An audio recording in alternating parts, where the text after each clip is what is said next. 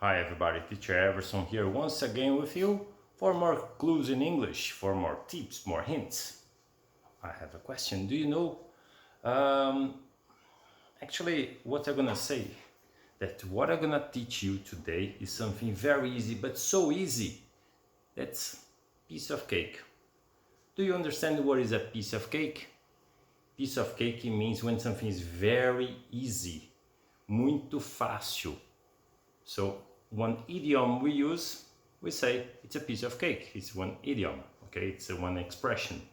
So we can say, like Portuguese, mamão com açúcar. When something is very easy, mamão com açúcar.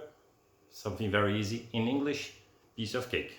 Come with me and let's check it out. More examples. They are here. Some more English expressions or idioms. Okay, so there are many examples here. They don't mean, so here there are common idioms used in our daily life.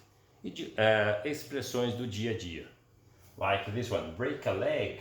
Break a leg não é quebrar a perna, okay?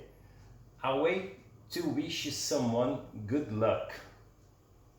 Desejar boa sorte para alguém. To live it up. To enjoy life.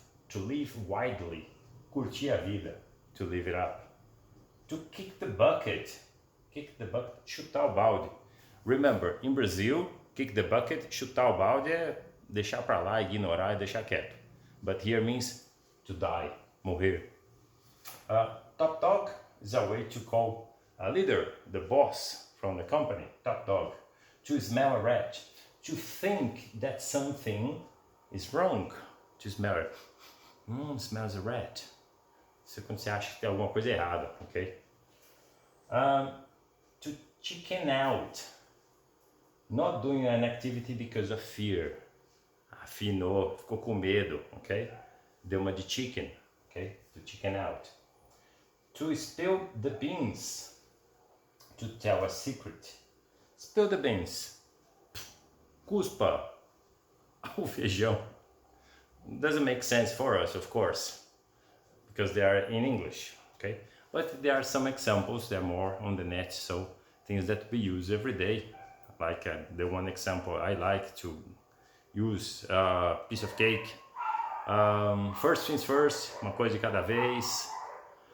Don't put the wagon in front of the donkey, não põe a carroça à frente dos burros. It's possible to use. There's some idioms that are the same in Portuguese, so you can literally translate in Portuguese and they would understand in English. Okay. Thank you very much, everybody, and I'll see you tomorrow. Bye bye.